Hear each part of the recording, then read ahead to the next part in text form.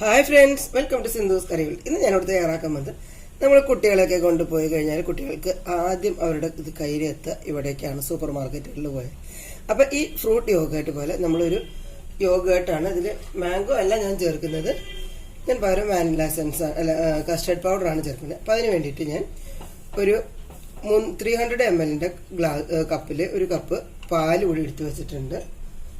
പിന്നെ ഞാൻ ഇവിടേക്ക് ഇത് കുറച്ച് പാല് എക്സ്ട്രാ എടുത്തിട്ടുണ്ട്. മൊത്തം ഒരു 350 ml അത്രയ്ക്ക് പാലുണ്ട്.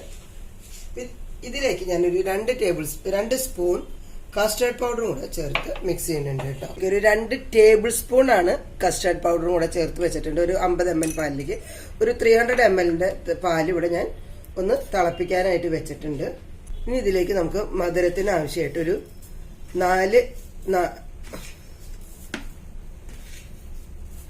5 സ്പൂൺ പഞ്ചസാര ഞാൻ ചേർത്തിട്ടുണ്ട്. കാരണം നമ്മൾ ഇതിലേക്ക് ഇനി തൈര് ചേർക്കും. അപ്പൊ ആ തൈരിലേക്കുള്ള മധുരമാണ് ഞാൻ ചേർത്തിരിക്കുന്നത്. ഇതൊന്ന് നമുക്ക് തിളപ്പിച്ചെടുക്കാം കേട്ടോ. അപ്പൊ നമ്മളുടെ പാല് നല്ലോണം തിളച്ചു വന്നിട്ടുണ്ട്. ഇതിലേക്ക് നമ്മൾ നേരത്തെ തയ്യാറാക്കി വെച്ച നമ്മുടെ കസ്റ്റർഡ് മിക്സ് ചെയ്ത് കൊടുക്കാം.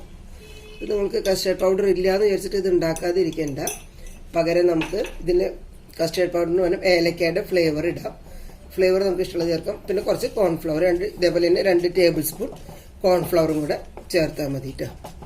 അപ്പോൾ നമ്മളുടെ മിക്സ് ഇവിടെ നല്ലപോലെ കുറുകി വന്നിട്ടുണ്ട്.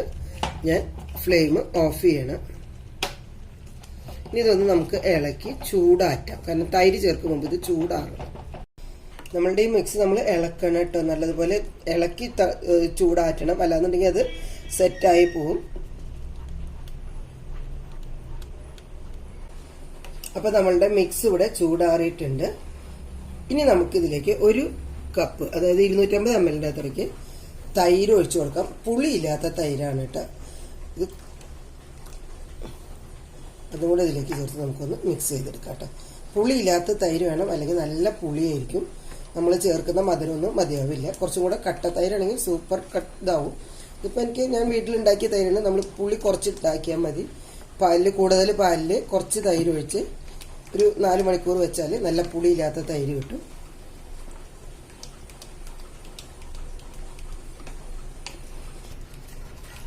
ഞാനിതിൽ 5 ടീസ്പൂൺ മധുരമാണ് ചേർത്തിരിക്കുന്നത്. അപ്പം മധുരം നിങ്ങൾക്ക് കുറച്ചും കൂടി വേണമെന്നുണ്ടെങ്കിൽ ഒരു 6 ടീസ്പൂണും വരെ ചേർക്കട്ടെ. 6-7 ടീസ്പൂൺ വരെ ചേർക്കാം. ഇതിലിപ്പോൾ മിനിമം മധുരമേ ഉള്ളൂ. അധികം മധുരം ഇവിടെ പിള്ളേർക്ക് ഇഷ്ടമല്ല. അതുകൊണ്ട് പിള്ളേർക്ക് ഇഷ്ടമാണ്, മുതിർന്നവർക്ക് ഇഷ്ടമല്ല. അതുകൊണ്ട് ഞാൻ ഒരു മീഡിയം മധുരമാണ് ഇതിലുണ്ടാവുള്ളൂ. കാരണം നമ്മൾ തൈരും കൂടെ ചേർക്കുമല്ലോ. അപ്പോൾ 5 മിനിമം വേണം, അതിന് കൂടുതൽ വേണമെങ്കിൽ ചേർക്കാം. ഇപ്പോൾ നല്ല മിക്സായി വന്നിട്ടുണ്ട്. ഇനി നമുക്കിതൊന്ന് ഒരു പാത്രത്തിൽ ഒഴിച്ചിട്ട് ഇതൊന്ന് തണുക്കാനായിട്ട് വെക്കാം. കാരണം തണുത്തിട്ടാണല്ലോ നമുക്ക് കിട്ടാറ്. നമുക്കിതൊന്ന് തണുക്കാനായിട്ട് വെക്കാം. കാരണം തണുത്തിട്ട് കഴിക്കുമ്പോൾ അതിന് ഒരു പ്രത്യേക ടേസ്റ്റ് ഉണ്ടാവും. അതുകൊണ്ടാണ് തണുക്കുന്നത്. വെള്ളം ഇടാണ്ട് തന്നെ ഞാനിതൊരു റാപ്പർ കൊണ്ട് റാപ്പ് ചെയ്തിട്ടാണ്. അപ്പോൾ നമ്മൾ ഫ്രിഡ്ജിൽ സെറ്റ് ആവാനായിട്ട് വെച്ചിരുന്നു നമ്മളുടെ യോഗേട്ട്, സ്വീറ്റ് ആൻഡ് യോഗേട്ട്. അതൊരു നല്ല ടേസ്റ്റായിട്ട് വന്നിട്ടുണ്ട്. ഐസ്ക്രീമിനേക്കാളും ടേസ്റ്റാണ് കേട്ടോ. നല്ല